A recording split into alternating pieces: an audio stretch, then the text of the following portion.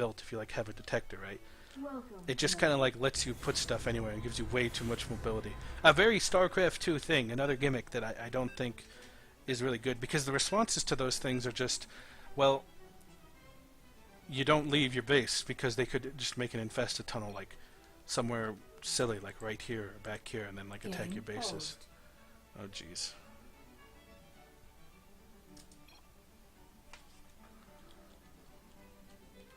Look at all these fucking names.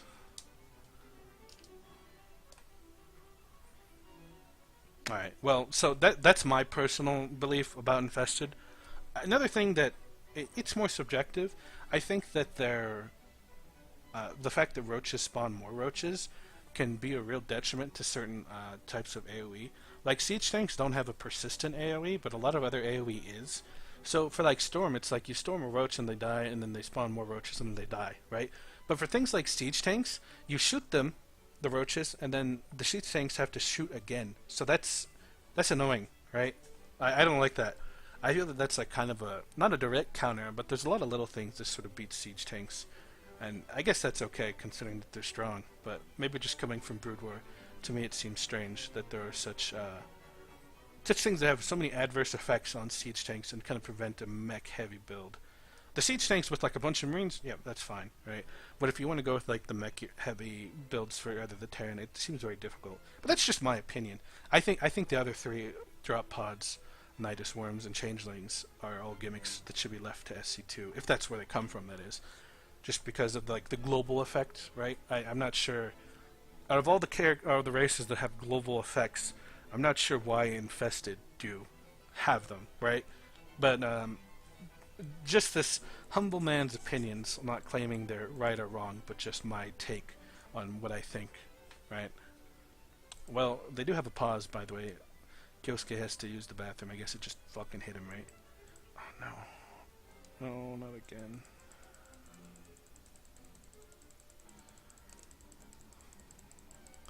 Infested. Well, they lost last time, so it's fine.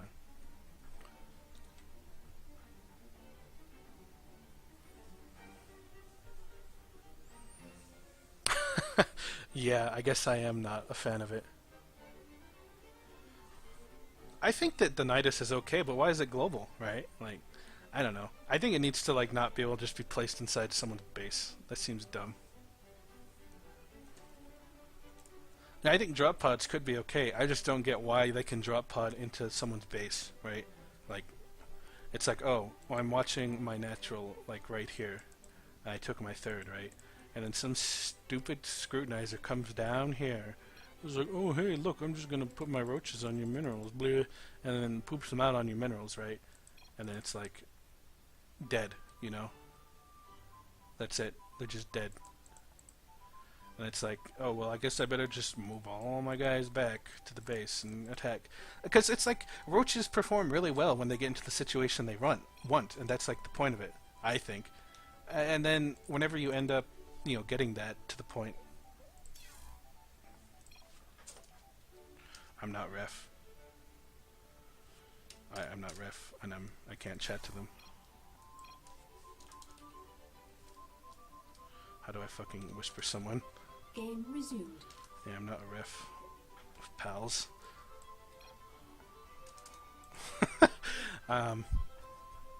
Anyway, so I just think that's kind of silly. I think the idea of quick reinforcement to like a front line, or them being like around the radius of a, you know, a town hall building is fine. I just don't like the global aspect, right? I think it's silly.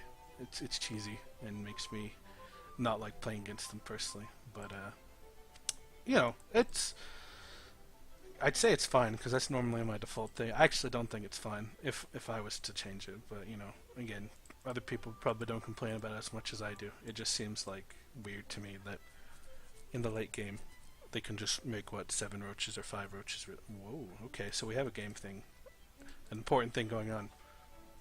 Just gonna be more proxy gates. He sure does like to make zealots, doesn't he? That's fine. And you got Kala again, right? This is Kala? That looks pretty Kala. You gotta check the nexus. Kala, okay. So, yeah, we're gonna see more proxy gates. But just to finish my thought, right? I dislike that whenever they have those 3 bases, they can really get those roaches into annoying spots. And unlike some of the other annoying things, it seems... Forge? Really? And Kyosuke is just gonna be like, okay, you cheeky bastard. He knows. He knows. Yeah, I think he saw.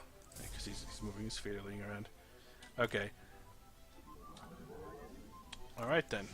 So another pylon to do some more cheeky stuff. Okay, that's fine. Alright, so it's interesting to see how this will kind of turn up. I'm surprised he doesn't just make a bunch of infested commanders.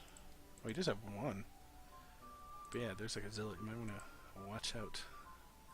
Maybe this is just the way you beat the infested commander. Was he making 3 more? Yep. Alright, so there we go. He does have a cannon and a battery coming out. So that's going to be pretty substantial. Protect the cannon! Or the battery. There you go. But infested commander just can't be hurt because he can just outrun everything. Okay, the cannon is there. I'd like to see the positions on these changed a bit though. Oh, that Zealot's life saved. Yeah, this looks like it's going to be pretty hard to handle. Infested commanders can like handle everything, as I said before. And when it comes nighttime, they're just going to like regen really fast, so it's going to be even harder to deal with them. So yeah, I don't think this cheese is necessarily successful, especially if Kyosuke ends up like teching to maggots or gets a counterattack in the base, because again, this base, there's nothing here, right? It's all just right here. An interesting little cheese strategy, though. Like, the thing is, I think infested commanders might even be able to just break this if he makes more of them. Or some roaches in the front. Either one of those works. Like, you might be able to range down this battery. Yeah, you can just pull back. Yep. Regen. And then the zealots can't do anything, right? You just uncreep. So that's pretty dumb.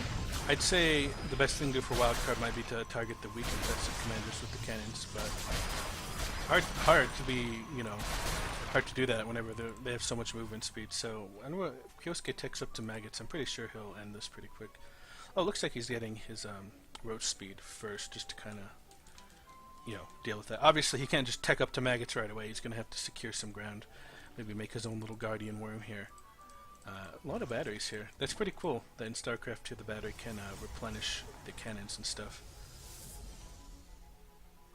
So the zealots are, yeah, they're just gonna like check. They're not necessarily looking to win the fight. I think they're just looking to gauge the strength of the army, maybe snipe something. But sadly, you're facing infested commanders. So his Nexus, Wildcard's Nexus coming up. So that's nice. Dude, do you hear that?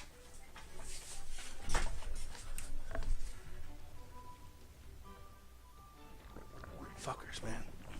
I heard it again. Like, I know I'm not crazy. Sorry, I went into the middle of a thing. So yeah, worm, this will kind of like stop cannons from creeping forward too much. The income, let's look at the income. I suspect Kyosuke is... well, he's not super far ahead. He did have to invest in some of these other units, so... probably slow down the income. Nice attempt to try and snipe the worm, but, you know... again, infested commanders, nothing you... like... it's kind of funny how like even these cannons aren't really able to handle infested commanders. I think it's funny. I don't know. But I've thought this for a while about infested commanders. Kind of brings the game to a halt since there's nothing you can really do to beat them. Like at least with zealots or something in all the races, you can just kind of like surround zealots, or with zerglings you can make more zealots that are all on them. But like with infested commanders, I think, okay, if I know my opponent is getting infested commanders, how do I beat it? Any ideas, anyone? I don't think there are any. Not on creep, at least. But, whatever. That's enough bitching. So, what's his tech going up to? He is a Broodmother level 2 here. And he does have the maggot nest, yeah, so he's just going to kind of bombard this with long range. Maggots are the kind of siege unit for infested. Start with 7 range, and they can get this upgrade to go to 10 here. So that's nice. Photon cannons with their 7 range would be able to shoot a maggot without the range upgrade, so...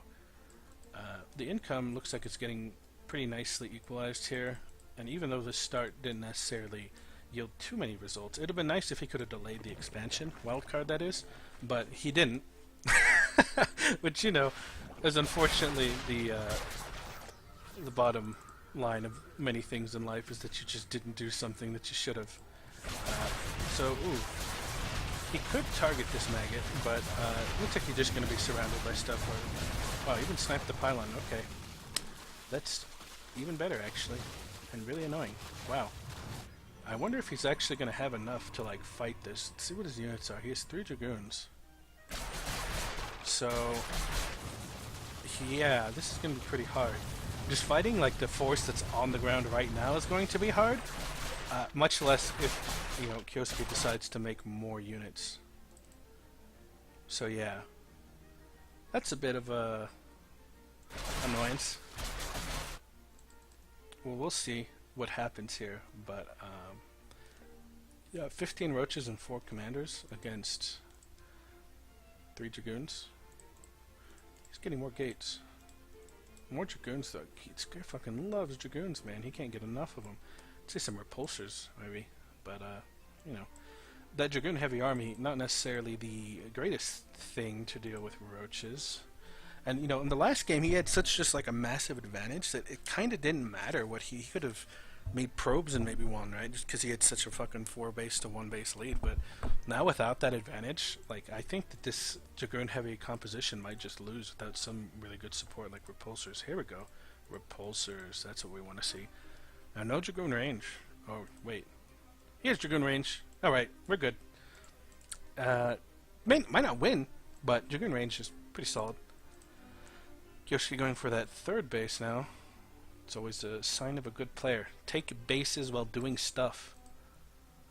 It's also a sign of a good player to attack people. Well, if you're 2 bases, depending on what, you know, what do you think is good. Really, we're just trying to wait here until we see what's going to happen. Because I think the way this was going to come out was, if he attacked him, he might have been able to win. But obviously he's not omniscient, as we are as observers. And now with the repulsors out, it might be questionable that he might win, especially on that ramp. But I'm trying to think, you know, who's really ahead in this situation. I think wildcard, you know, his money is still even, which, you know, I think as long as the Protoss is going even with an opponent that they could kill a lot of their units is good. But Kyosuke coming in for an attack here, and, you know, as long as you stay even, you should be fine as long as you have enough AoE.